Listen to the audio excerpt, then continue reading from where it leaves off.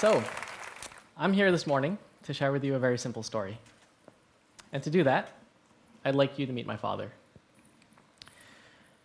Now, for the longest time, I've always known my father to be somebody who's very dedicated, very hardworking, and who perseveres through adversity. And these are the values that my brother and I grew up with. Now, unfortunately, just a couple of years ago, this image of our father was abruptly interrupted when a blood clot formed on the left side of his brain. Now, in and of itself, this is already a pretty devastating condition. But what made it so much worse was the fact that it happened 30,000 feet up in the air while he was on a flight from New York to Paris. Suffice it to say, that's when everything changed. After emergency landing, he was rushed to a hospital, and he realized that he couldn't move his lips. He couldn't speak, and ultimately, he couldn't move the entire right side of his body. And his doctors eventually told him that he probably won't ever be able to return to work, and he probably won't be able to ever walk again. And this was all before the age of 50. And it was in this harsh reality that my father began his long and, in many ways, uncertain road to recovery. And to do that, he pursued physical rehabilitation. Now, this may sound like a very dramatic and uncommon story, but unfortunately, that couldn't be further from the truth. In fact, it's estimated in North America alone that there are 50 million patients who currently suffer from physically chronic disabling conditions, whether it be from a stroke, or a traumatic brain injury after a sports accident, or after a car accident, a spinal cord injury. And for all of these patients, they require some form of physical rehabilitation in order to regain their independence, regain their mobility, and in many ways regain their livelihood. But the problem is that this number is continuing to increase, and our healthcare system doesn't have the capacity to provide the services that are needed. With this aging population, it's estimated that there are an additional 1.85 million patients that are joining this cohort of chronically disabled patients every year. And although I spoke to dozens and even hundreds of physical therapists, occupational therapists, and clinicians over the past few years who are passionate, who are dedicated to help their patients get better, the reality is that our healthcare system doesn't have the means to provide for all these patients. And it's not a scalable model right now. Just to put things into a little bit of context, these are some of the tools that my father was provided when he was actually in a rehab center. He was living in a rehab center for a couple weeks after his stroke. And as you can imagine, they're not the most empowering, they're not the most motivating or engaging tools. But in fact, the biggest problem is that these tools require a strict one-on-one supervision between a healthcare professional and a patient. And so it's not a scalable model. The situation actually gets worse when a patient goes home, because they're giving something like this: a sheet of paper with a bunch of stick figures on them. And using this paper, they're expected to engage in self-directed rehabilitation.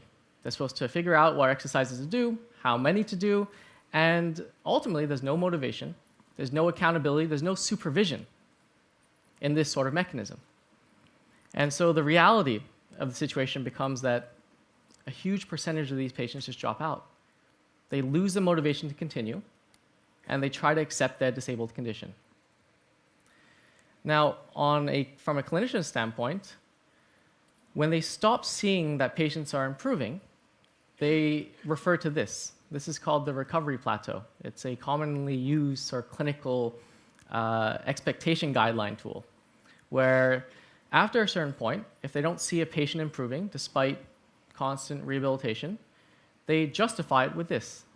They tell the patient, well, this is to be expected. After a certain point, we don't know why, but you just stop improving. And at this point, rehabilitation won't really help you anymore, and so you should just come to terms with your disabled condition and move on with life. Now, this is a pretty harsh message, but the biggest problem is that it's not actually true. Studies since the 1990s have shown that this concept of a recovery plateau doesn't actually exist for the majority of patients. And in fact, intense, continuous, and varied rehabilitation, even several years after a specific incident, can yield functional improvement. And so it was this realization of a paradox that exists between what's actually true and what's being done clinically and what healthcare systems are supporting that led me to try to make a difference. And I wanted to leverage the knowledge and the experience that I had gained to improve the way things were done. Now, the problem was that I'm a student. I'm a student with very little expertise, very little experience. And in the healthcare industry, the biggest problem is that I didn't know what to do. And most medical innovations are done and researched by huge corporations with millions and millions of dollars. And so there was very little hope, or at least that was what I was told. But nevertheless, I proceeded forward, and the next step was to assemble a team. So I reached out to my colleagues, I reached out to my friends to see if we could come up with a plan to address this growing concern and this issue that we were facing. We converted my extra bedroom into our headquarters, our team headquarters. My eating area became our conference room, and we would meet before school, after school, well into the evenings, on weekends, to see if we could come up with a way to solve this problem. Now, as engineers, naturally we gravitated to technology, but we realized that if we were really to make a difference for the majority of the population, we'd have to use technology that already existed in the home. And so this is what we did. Our plan was to take commonly used technologies, old computers, old laptops, webcams, and we wanted to reimagine them. We wanted to get them into a medical context. And that's when we stumbled upon the idea of pushing prescription software. Why not take these tools that you can find in the average person's home, or at the very least in a clinic, and prescribe software that could help a patient? So using a camera, a patient could stand in front of their computer, and the system would know how they're moving, and would track their movement and guide them through clinically validated exercises, either in a clinic or in the comfort of their own home. They could, whenever they were motivated, whenever they were interested, they could just log into their computer, and they would have access to this care on demand. They could also track their assessments. They could also see the progress that they've made in the past week, in the past month, and so forth. But that was just the tip of the iceberg. The second component was to provide greater engagement of physical rehabilitation so that patients were continually motivated, even if they were at home, isolated by themselves at home, to continue with their rehab regimens. And to do that, we wanted to create a whole online community, a community of clinicians, a community of peers, a community of family support, so that clinicians, first and foremost, could remotely supervise their patients. They could see how they were doing, they could give them feedback, they could even send them customized, personalized, prescribed activities, prescribed software that could help them get better. In this same online community, patients would be able to interact with other patients with similar disorders, and they could motivate each other. They could work with each other through these online activities to help each other get better. And as a final tool, and this was sort of personally mediated, it was the fact that families could also log into the system. They could see how their father or their mother or their grandparents are doing, and they could also give them support remotely. And so this was a plan that we wanted to execute on. The next step was obviously to see if it would actually work. And so where we went next was to Future Shop, to Best Buy, to Home Depot, and we just picked up random parts. We wanted to see if we could develop a low-cost system using off-the-shelf components that could track a patient's movement. We broke open a bunch of Logitech webcams, and we stuck chips on our hands to see if we could track movement.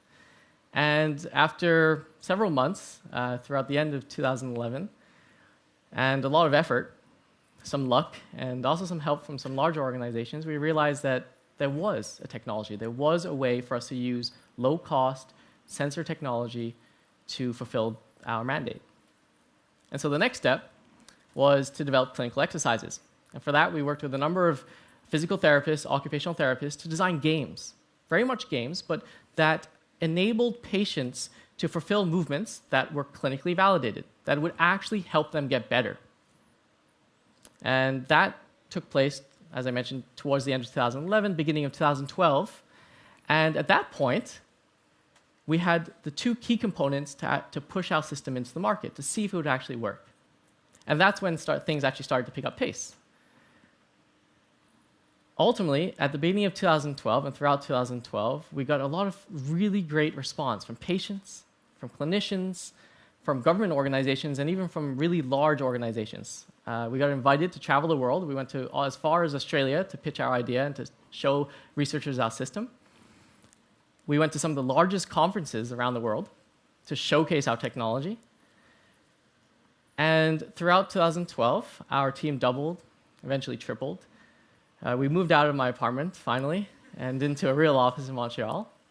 And we actually just recently opened up a second office in Seattle to pursue further clinical research and clinical development on the West Coast. And so this validation that we received was huge for us, as you can imagine. We're a group of students. This was a grassroots project. And for us to see that we had gained so much traction in, frankly, not that much time was very inspiring.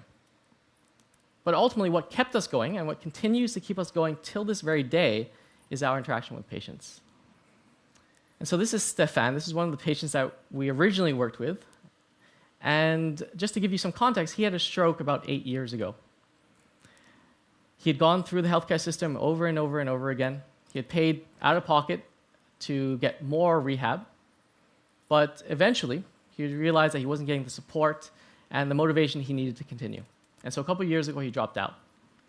Then we were introduced to him through a mutual acquaintance, and he started using our system, both at home and in clinic. And over the course of several weeks and several months, something changed in him. Something really fundamentally changed in him. And what he told us was that for the very first time, he saw physical rehabilitation not as a hurdle, not as a speed bump that he had to surpass, but as an opportunity to actually get better. And it was this anecdote and anecdotes from hundreds of other patients that we've worked with so far that lead us to believe fundamentally that at least part of our mission has been successful. And that we've actually fundamentally made a difference while, just as students, developing a grassroots project with no money at all, we've been able to actually make a difference. That's not to say there isn't a huge amount more that we have to do. Based on our timeline, we know that there are a whole number of other obstacles that we have to surpass. There's a whole number of challenges, far more than we've actually already surpassed, to go through in order to make this a prevalent, widely accepted technology. But we're well on our way there. And our hope is that this low-cost system will be widely accessible to patients to improve their access to care and to improve the engagement of physical rehab. So just to end things off where this presentation and this project actually began, I'm proud to say that my father has gotten a lot better. He's recovered to a degree where he's practicing again as a physician. But beneath this fairy tale story is the reality that it took a huge emotional, financial, and personal toll on my father. And the reality, after having spoken and worked with several other patients, is that most patients don't have that level of support. And so developing these tools for them is extremely, extremely important. And so hopefully, eventually, tools like this will enter the market and will become commonplace so that patients no longer have to concede to their disabled condition. They no longer have to accept this so-called recovery plateau that still is being used today. And they'll be able to empower themselves to regain their mobility, to regain their independence, and to regain their livelihood. Thank you.